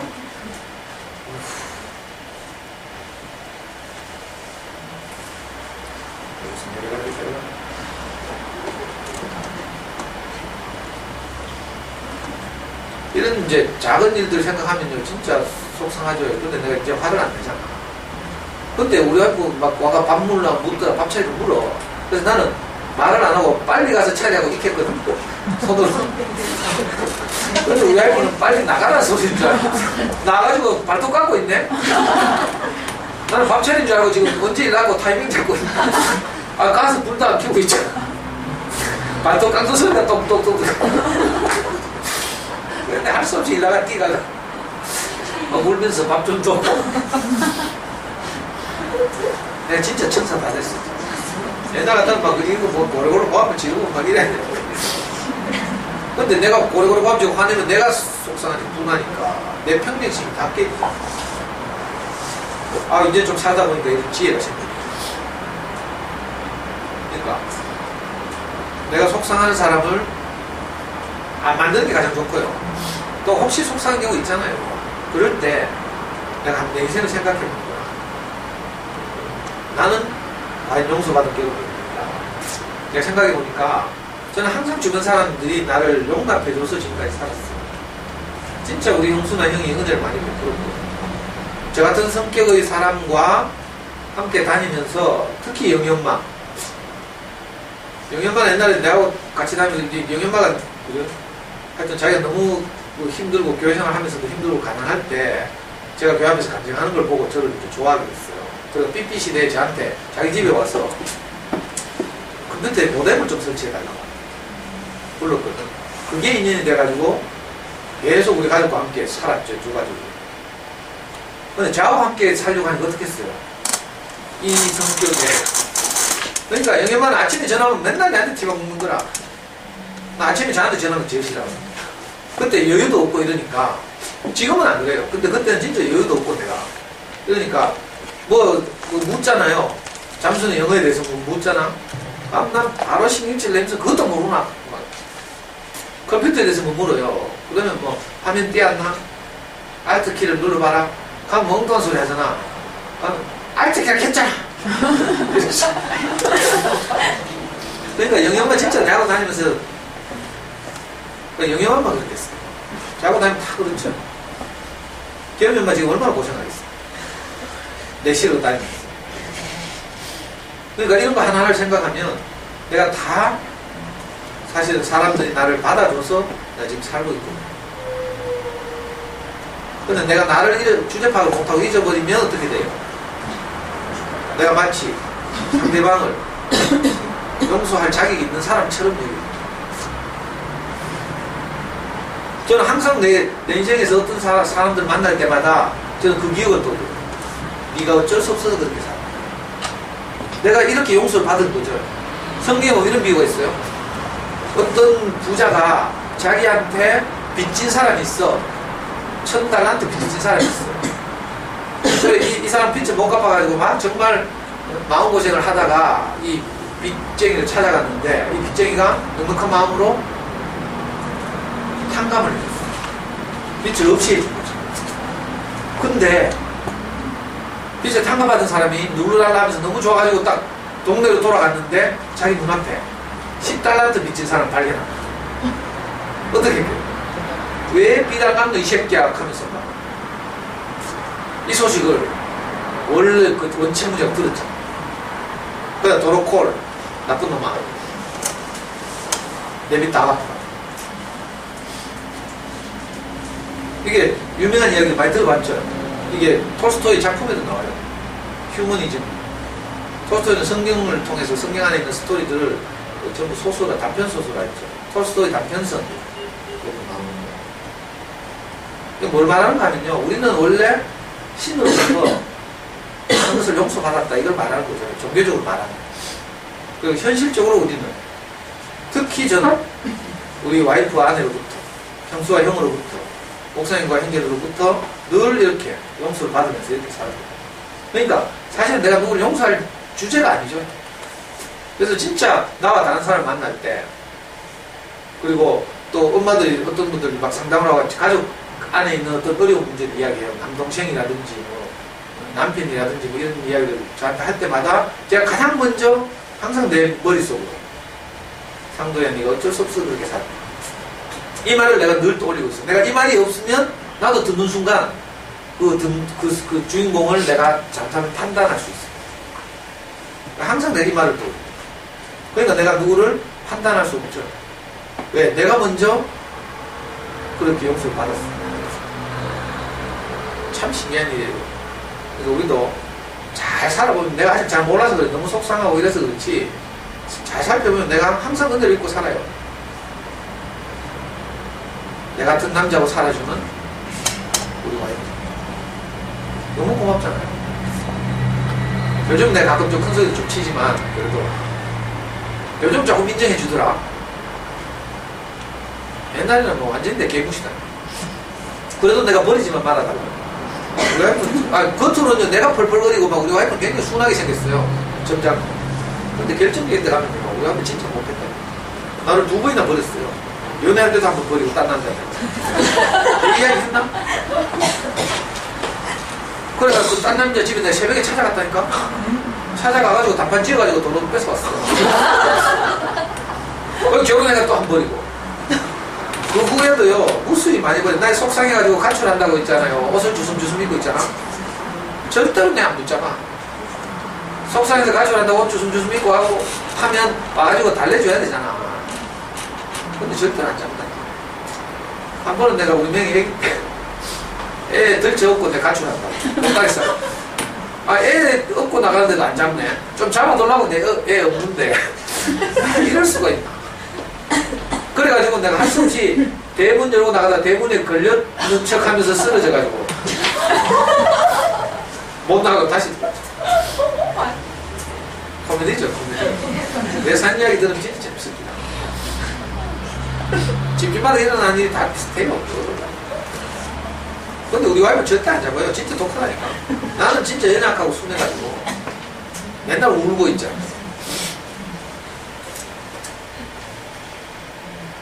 자, 빛을 탕감받은 사람이 이야기를 했어요. 잘 살펴보면 나는 늘 주변 사람들에게 빛을 지고 사는 거죠. 은혜를 입고 살아요. 내가 이렇게 태어나서 살고 있는 것은 부모님 은혜고요. 그죠? 뭐 종교가 없다 하더라도, 야, 우리가 산소를 공짜로 들이마시면서 살고 있잖아요. 이게 산소세를 왜 안 받지? 수도세를 받고 있어. 가만 생각이 이상하죠. 수도세는 받잖아. 근데 왜 산소세를 안 받지? 내가 대통령님 산소세 받아야 돼.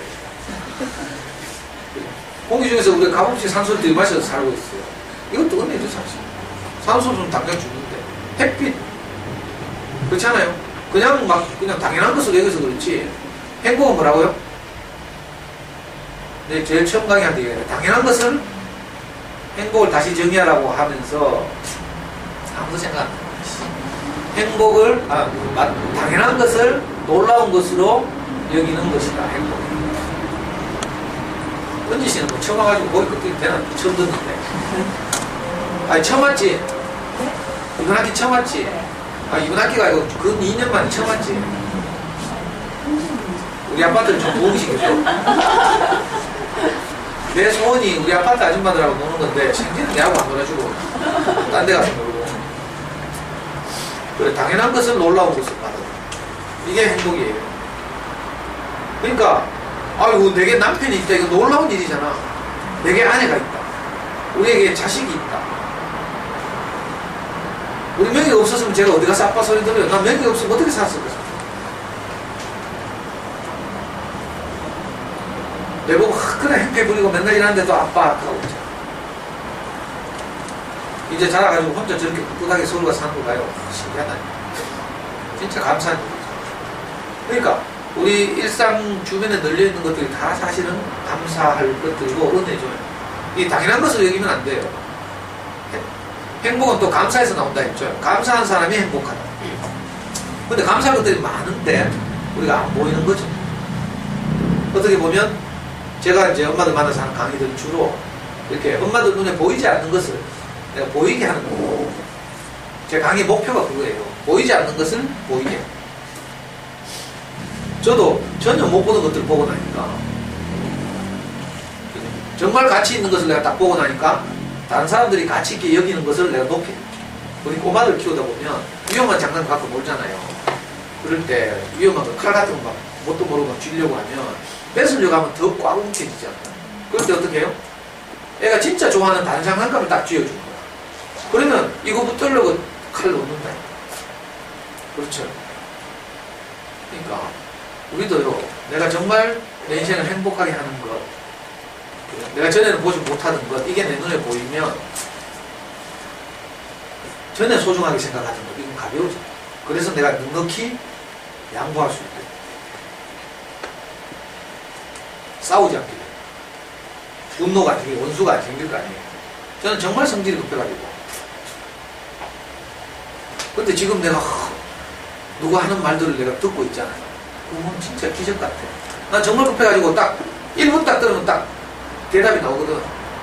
그리고 바로 반박 운동권에서는 이거 잘해야 돼요. 사상투쟁하는데 상당히 말하잖아요. 그거 듣고 있으면 안 돼. 말리거든. 딱 듣다가 찬스를 잡아서 자르고 들어가서 내 논리를 전개하고 이래야 되죠.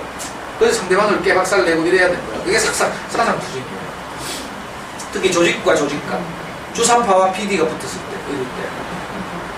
아, 맨날 그렇게 살다가 진짜 성질 급하고 딱 들어보면 바로 알아. 그래서 인터넷에서 논쟁 잘하는 사람들 보면 다 운동권 출신이죠. 진중권, 유시민, 뭐 이런 애들. 내가 가다가 유시민을 보고 누가 뭐 저 좋은 말도 저렇게 싸가지 없게 하는 것도 제목이 유시민을 향해서. 옛날에 호시원체에서 책방금 받은 언니들이 옛날에 많이 나올 때 저를 보고 누구를 닮았냐 계속 조사했는데 그 중에 하나 유시민이에요. 홍명보 닮았다는 사람, 유시민 닮았다는 사람, 또 하나가 배우가 이름 보고 주유소 습격 사건, 그래 유호성 닮았다는 사람. 우리 형이 진짜 유호성 닮았거든.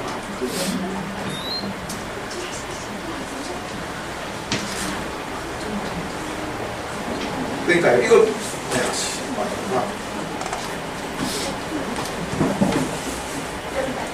아이고, 대명진 교양쌤 이야기인데 시간이 좀 못하겠고 진짜 아무것도 아니야. 대명진 선생님 이야기 한마디 하세요. 제가요, 우리 애가 중학교 딱 들어갔을 때 입학식에 갔잖아. 원래 중학교 입학식에 안 가는데 나는 우리 아이를 너무 사랑하는 거로 입학식에 갔어요. 근데 단상에서 한 선생님이 나를 딱 보더니 막 뛰어오더라고. 정교주 선생님이라, 대구 정교주의 대빵 부인이라, 대빵 부인도 운동권인데 정교주 선생님이 내한테 딱 오더니 내보이카는 거야. 우리 교장선생님이 자기 멋대로 한다 하면서 저보고 운영위원회에 좀 들어가지고 교장을 좀 막아달라는 거야. 자기 선생님도 이러니까. 그래가지고 내가 철없이 내 그때 교회에 좀 계기고 있을 때, 그래서 내가 정신을 못 차리고 운영위원회에 들어갔잖아요. 우리 중학교에 딱 들어가지고 운영위원회에 들어가가지고 회의할 때마다 내가 교장선생님 면박 줬지.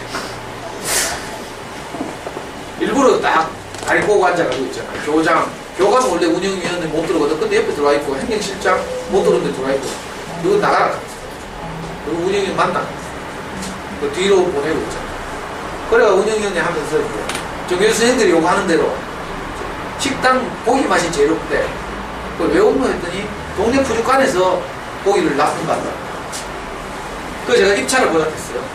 입찰을 해가지고 응찰을 해오는 데를 교장하고 행정실장하고 교무부장하고 딱 차에 태워가지고 입찰한 고기 납품업체를 다 데리고 돌아다녔잖아요. 동네 부족한 교장 선생님이 가는데 가니까 교장선생님이 일부러 내 앞에서 고기를 10만원씩 사더라고. 신분을 과시하고. 동네 부족한 딱 보니까 양질의 고기를 동네 사람들한테 팔고 남는 걸 학교에 납품하고.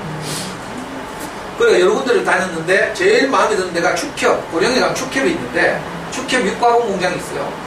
거기 딱 가니까 벌써 견학을 하는데 하얀 거 딱 옷 입히고 모자 씌우고 장화 신고 소독 딱 해가지고 들어가가지고 그 고기들이 정말 전자동으로 위생적으로 딱 가공되는 그걸 딱 보여준 거야. 당연히 여기 해야지, 여기. 그래서 딱 돌아와서 이제 입찰업체들 심사를 한 거예요. 근데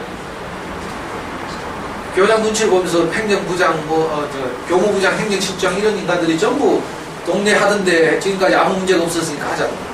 근데 뭐가 아무 문제가 없어요? 하면서 애들이 다 밥맛 없다고 선생님들은 다 극하는데. 우리가 눈 뜨고 가봤잖아요. 지금 방금 국가공장. 얼마나 위생적이고 하니까 지금 할 말이 없잖아. 근데도 계속 씌우더라고. 저기 가면 내가 교육청 게시판에 쓰는데 해가지고 굴복을 받아가지고 다음에 육가공장을 바꿨어.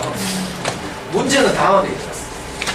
극하고 나니까 왠지 내가 뒤통수가 땡기는 거야. 내가 옛날 습성을 또 한 거 운동권에 있던 사람들과 다투고 싸우고 뭐 이랬던 내 잘난 척 이런 걸 또 한 거예요. 그래서 내가 찝찝하고 이래가지고 다음에는 운영위원회 출마를 안 했어. 근데 내가 이제 당연히 할 줄 알고 나는 다음에 하면 운영위원회 위원장을 해야 되거든. 첫 해 내가 운영위원회 대명중학교 운영위원회 부위원장을 했어요. 그래서 다음 자꾸 위원장을 하라는 거야. 위원장 하면 입학식 졸업식 때 축사도 해야 되고 또 학교에 또 돈을 좀 내야 돼. 내 돈이 어디 있는 그런데 운영위원회 안 하려고 이제 출마 안 했어. 그 사건 때문에 좀 뭔가 이상하게 내 감이 딱 안 좋고. 근데 교장선생님은 또 내를 밀어내려고 어머니의 회장을 일부러 전화해가지고 출마시킨 거야. 근데 내하고 투표해가지고 내를 밀어내려고. 이런 일이 있었어요. 나는 충분 안 했으니까 투표 안 해도 되는데 교장님 쫄아요. 근데 그 다음 해 어떤 일이 있었는데 우리 명이 중학교 2학년이 되는데 우리 교회 어떤 자매가 국어 선생인데 내보다 돼지띠니까 내보다 10년 후배지. 10년 후배가 10년 후배가 4명 중학교 국어 선생입니다. 얘는 우리 교회에서 별명이 잔다르크예요. 아주 빼빼한데 닥찬 거라. 그래서 지가 진생이 너무 행복하니까 교장 선생님 그렇잖아요. 일반 교회 장로님 음악 전공이 딱 교장 선생님한테 복음을 전하러 갔거든요. 그 당시.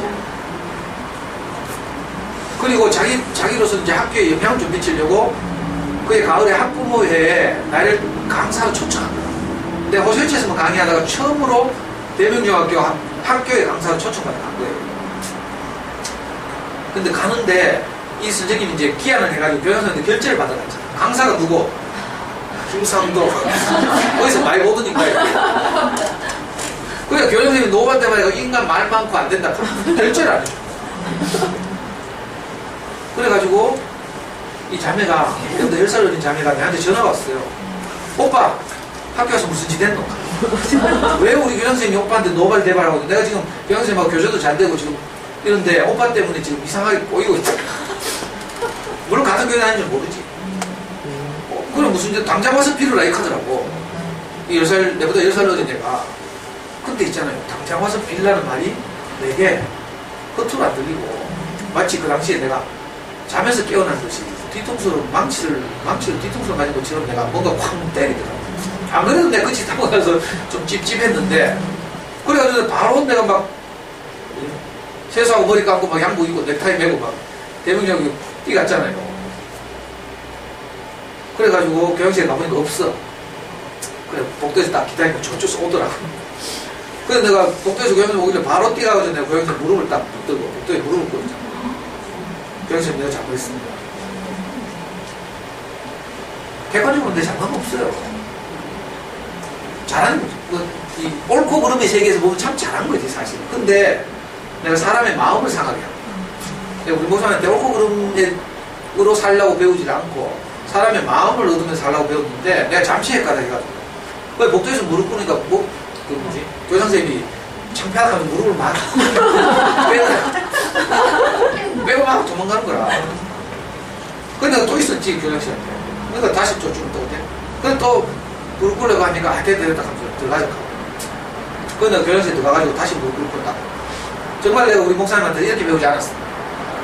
교장선생님 뭐 부의한 것도 없고 사실 증거도 없어. 뭐 동네 부족관에서 로비를 받은 증거는 없어. 내 짐작이지. 그래서 제가 정말 이렇게 성실하게 열심히 살아오신 교장선생님 마음을 상하게 됐습니다. 죄송합니다. 정말 그때 내가 철이 없어서 그랬습니다. 한 번만 용서해 주면 내릴 거예요. 교장선생님 제가 학부모 연수 강의 안 해도 됩니다. 그것 때문에 온 게 아닙니다. 내 마음에 늘 찝찝하고 이상하게 뭐 느낌이 부담이 있었는데 교장 선생님 말을 딱 들으니까 내가 교장선생님한테 크게 잘못했다는 생각이 들고 교장선생님께 대항한 것이 내가 하나님께 대항한 것으로 알아줘서 용서를 드려왔습니다. 그랬더니 교장선생님이 에이 뭐 이렇게까지 내가 용서를 뭐 받으려고 한 거 아닌데 하면서 행정실에 전화하더니 차 한잔 가지고 하고 내가 보고 일어나서 앉았다. 그래 앉았다. 그랬는데 교무실 이제 극하고 나서 나는 이제 용서를 빌었으니까 내 마음이 불안해졌어요. 뭐 강의하고 안 하고 이건 중요한 게 아니잖아요. 그 꼴랑 감사를 10만원 받으려고 그 문제가 아니었어요. 내가 본인을 인정하지 않고 운동권에서처럼 내가 잘났죠. 내가 옳고 그름 판단하는 결국은 내가 뭐예요? 내가 하나님이잖아. 내가 어떤 상대방이 옳고 그름 판단하면 그게 내가 하나님이에요. 그래서 창세기 3장에 보면 선악과를 먹을 때 뱀이 아담을 꼬시죠. 뭐라고 꼬신 줄 알아요? 이 나무의 열매를 먹으면 이 나무의 실과를 먹으면 너희 눈이 밝아져서 너희가 선악을 아는 일에 하나님처럼 될 것이다. 성경이 이렇게 쓰여있어. 그래 우리가 옳고 그름을 가지면 내가 상대방이 돼서 내가 하나님처럼 될 거야.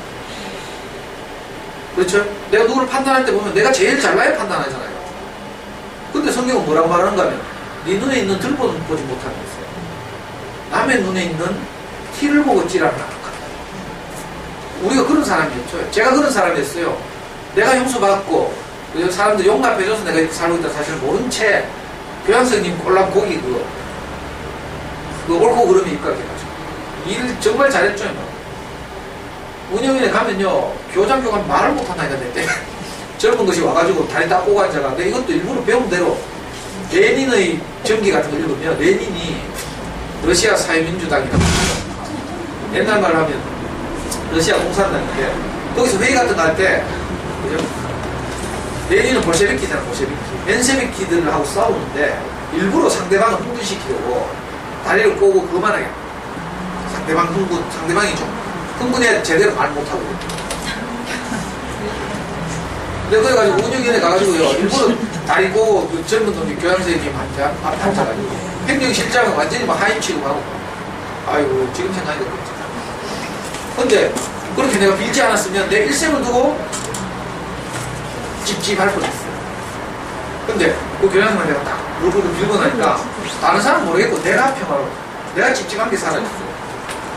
근데 내가 딱 돌아가고 나서 교양선생님이 교무실에 바로 전화해가지고 최임선생님 불러오고 그리고 바로 결제를 했어요.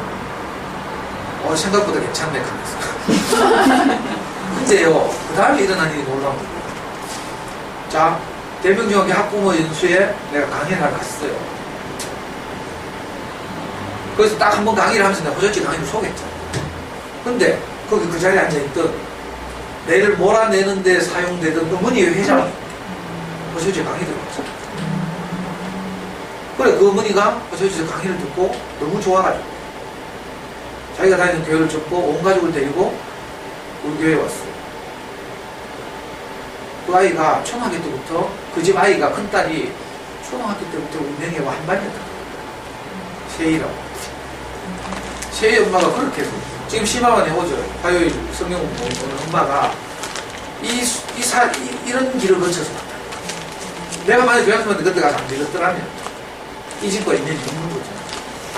근데 난 옳고 그름을 가지고 판단하다가 사람을 놓치고 사람을 잃을 뻔했죠. 근데 제가 배운 건 뭐예요? 사람을 얻는 것이 모든 것을 얻는 것이다. 그렇죠? 내가 사람의 마음을 얻으면요 그 사람이 가진 모든 것도 얻는 거예요. 그 사람이 정말 나를 좋아하면 맛있는 것도 사주잖아요. 선물도 하죠. 그죠? 사람을 얻는 게 가장 중요하다. 그래서 사람을 얻는 것이 모든 것을 얻는 거예요. 사람을 잃는 것이 모든 것을 얻는 거예요.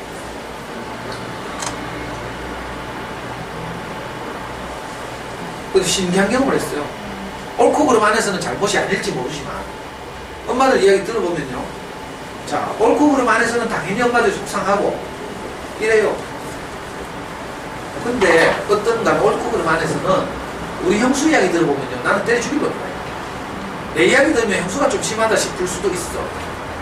근데 우리 형수가 말하면 나는 인간다. 무슨 말이에요? 입장에 따라서 길 가는 사람 보고 다 붙잡고 물어봐라 이렇게 하잖아요. 길 가는 사람이 다음 내 입장에 있으면 반대편이죠. 근데 상대방도 길 가는 사람 다 붙잡고 이야기해보면 또 참. 그러니까 옳고 그름의 세계에는 사실은 해답이 없어요. 네. 입장이 다를 뿐이죠. 그러니까 그리고 또 마지막으로 시간 많이 드리면 중요한 게 우리가 살다 보면 어떻게 보면 내가 좀 잘못할 수도 있잖아요. 그죠? 그거 가지고 너무 자책하지 말고 나도 용서해야 되죠. 털고 일어나야 돼요. 내가 뭐 왜 이랬을까? 애 잡고 나서 막 애통해하면서 막 땅을 치면서 막 나는 미친 년이야 하면서 머리 쥐뜯고 막 자살할까 하고 이렇게 하지 말고 어떤 엄마 진짜 아파트 그 난간에 막 뛰내리고 이런 엄마 있어요. 내 강의 그 엄마들이 아주 하더라고. 너무 속상하고 막 그러니까 그러지 말고요. 나 스스로도 용서해야 되죠. 그럴 수도 있지. 다시 시작하면 되지. 늘 하루하루를 새롭게 시작하면 되죠. 어제까지 있었던 일 접고 오늘 새로 시작하면 돼요. 저도 그러니까 살지. 내가 옛날 살아왔던 거 생각하면 나 못 살죠. 어제는 어제로 지나간 것이고 이제 오늘의 해가 떠오르는 거예요. 그러니까 내가 혹시 아이들 앞에 좀 잘못한 게 있고 실수하고 실패한 것이 있다 하더라도 나를 용서하고 남만 용서할 게 아니라 나도 용서해야 되죠. 그럴만 했으니까 우리도 다 그러고 싶어서 그랬어요. 불안해서 그렇지. 그렇죠? 안 보냈으면 내가 어떻게 보겠어. 그러니까 잘 살아온 거예요, 사실, 지금까지. 저는 뭐 정말 개판으로 살았지만, 우리 목사님 아주 간단하게 정리하더라고요. 다시 시작하자. 괜찮다. 그러면 되죠. 인생은 뭘 쌓아가는 게 아니에요. 나중에 다 놓는다니까. 우리 현숙 씨 이번에 링크 해놨대. 이상한 링크, 인테리어 세계에서 가장 유명한 아줌마의 블로그 링크 해놨더라고. 환희인가? 환희? 그 아줌마가 그렇게 막 인테리어 세계에서 막 알아주고 60몇 평 되는 집을 정말 잘 꾸며놨더만. 근데 하도 궁금해가 링크를 다 읽어봤거든, 블로그. 아, 진짜 잘해놨는데 갑자기 남편이 폐암 사기. 그래가지고 남편이 죽어가는 과정을 블로그에 써놨더라고. 죽고 나서까지 써놨네. 그 아줌마가 그렇게 막 인테리어 세계에서 알아주고 집 꾸미고 그 안락한 집에서 행복하게 살 거라고 생각했는데 남편이 딱 병원에 입원하니까 그 조그만 병실에서 간이의자에서 누워자고 아무것도 내 것이 아니더라는 거야. 인생은 쌓는 게 아니라는 거죠. 내 것이 막 소유하고 있지만 나중에는 다 놓아야 돼요. 그러니까 사실은 인생의 본질은 뭘 획득하고 모으고 쌓아가고 이런 게 아니에요. 인생은 그런 게 아니에요. 그러니까 만약에 쌓아가는 것이라고 생각하면 어제까지 있었던 일 없는 걸 하고 다시 시작을 하면 너무 억울하죠. 쌓은 것이 없으니까. 남들은 다 쌓았는데. 근데 인생은 쌓는 게 아니에요. 오히려 내려놓는 것이죠. 우리가 나이가 들어갈수록 점점 내려놓게 돼요. 제가 내 카스에 그래서 도정환 선생의 단풍 드는 날 하는 시 올려놨잖아. 댓글 좀 달라는 거지. 하나씩 내려온 단풍은, 나무는 자기 몸을 그렇게 안닥 장식하고 있는 그 이파리들을 하나씩 놓고 겨울로 간다는 거야.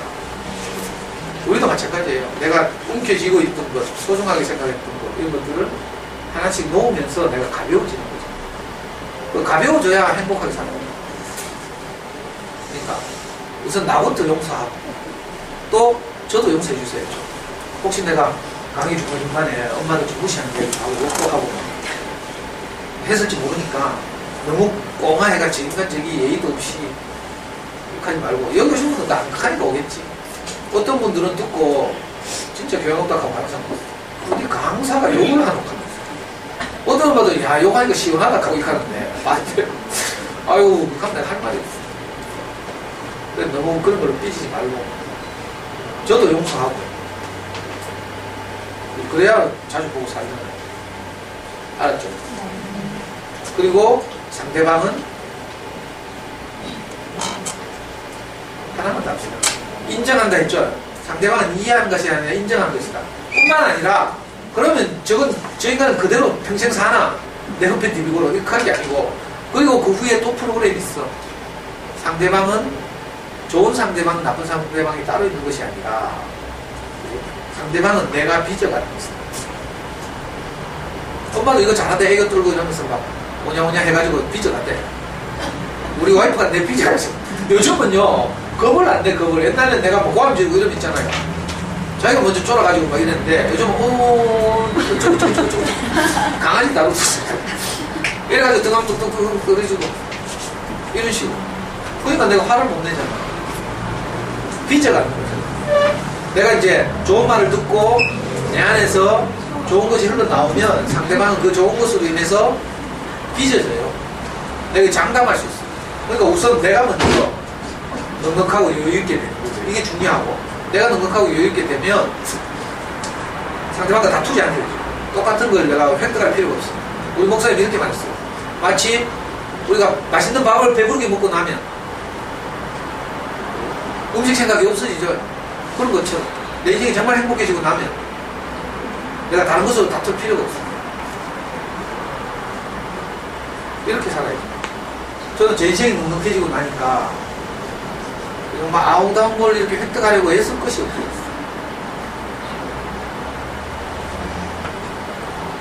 앞으로 또 난 엄마를 보내기가 싫네. 왜 이랬지? 난 안 바쁘다 하면 계속 이야기하고 싶으면 엄마들 계속 내 눈치를 주는 거야. 자, 다음 주 종강입니다. 다음 주에 이제 이번 학기 동안 했던 걸 총정리하고 마치겠습니다. 감사합니다.